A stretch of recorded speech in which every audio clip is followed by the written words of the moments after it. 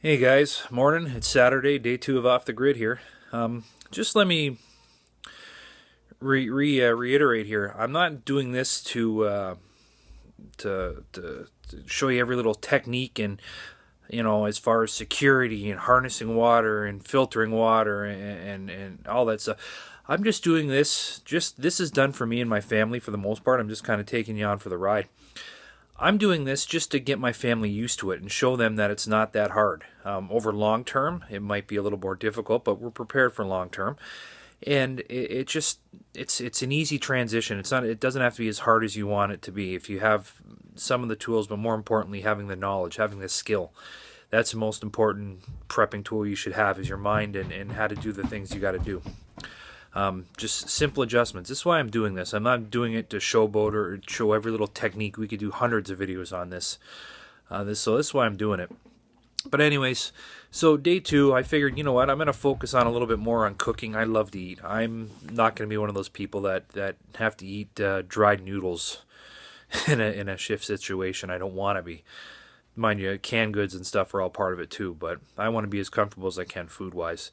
So anyone that's seen my earlier videos on the vac packing especially, I'm a vac pack nut. If you cook a steak or even cook up a cheeseburger, let it cool, then flash freeze it and put it in a vac pack bag, and then when you let it freeze, so to keep it in your freezer. And then when you want it, just throw the whole vac pack bag in boiling water. I guarantee that steak will taste like it just came off the barbecue. For example, you can look at one of my earlier videos, even doing the cheeseburgers. Cook up your cheeseburger, let it cool, put it on the bun, put all your condiments, put anything you want on there, bacon and cheese, and flash freeze the whole thing. When it's hard enough, vac pack it, and then you can just throw it in boiling water right out of the freezer. And I guarantee that cheeseburger is going to taste like you just made it. So a lot of food like that I love.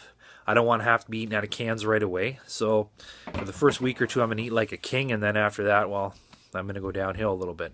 But today I really want to talk about the cooking side of things, not so much specific meals. But when it comes to cooking, you should have a plan for a plan for a plan, different ways to cook under different situations. So let's go over some of the things that I use or I'm going to be using maybe today to cook with, and different ways to heat water and cook with. So here we go.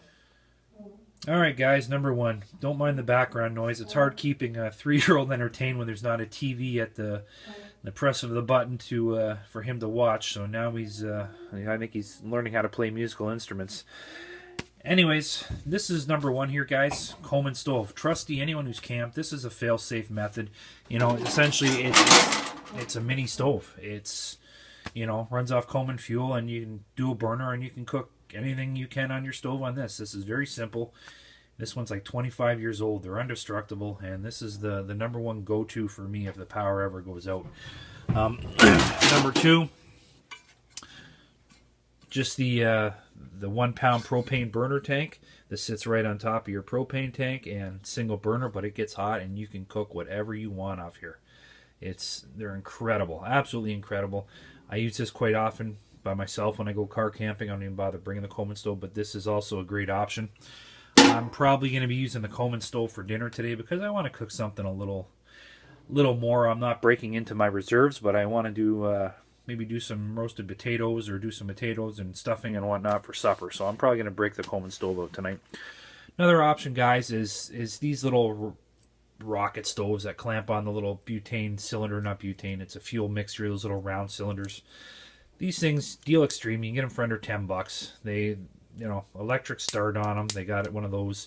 They're great for $10. And then from there, I just go downhill if I had to. I mean, then you can swap onto the alcohol stove, the polypropylene alcohol stove, by having the smaller paint can with toilet paper in there. Let's see if I can do that.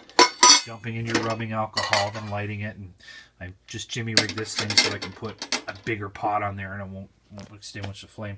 And then it goes down from there, wood stoves and different stuff.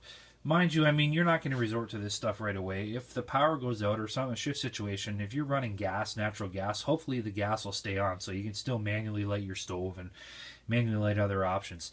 But these are just some of the things to think about in an off-the-grid situation, an emergency situation. You're going to have to need backups for backups. You just can't rely on, I got a kerosene heater, so I'm going to be all set, because eventually you might run out of kerosene. You might have to resort to the black garbage bag in the sun method to heat the rooms. You might have to, you know, put your camping tent in one room to keep the heat in, to keep everyone warm. There's so many options, guys, to harness, to heat, to harness cool, to harness energy, to harness water, to distill water, to cook, to everything. So knowledge is the key. And like I said just a second ago, this weekend isn't about showing all that knowledge off or trying to give you guys tricks of the trade. It's getting my family comfortable with the fact that might happen very soon with the way the world's going, and we might wake up very soon with no power or no gas or maybe no water turned on. So the transition, I want to make it for them as gentle as possible and show them that, you know, we can be all right for a period of time if this does happen. But anyways, I'm going to get trucking right now. Still lots of videos to make for today. So keep your head up. Talk to you soon.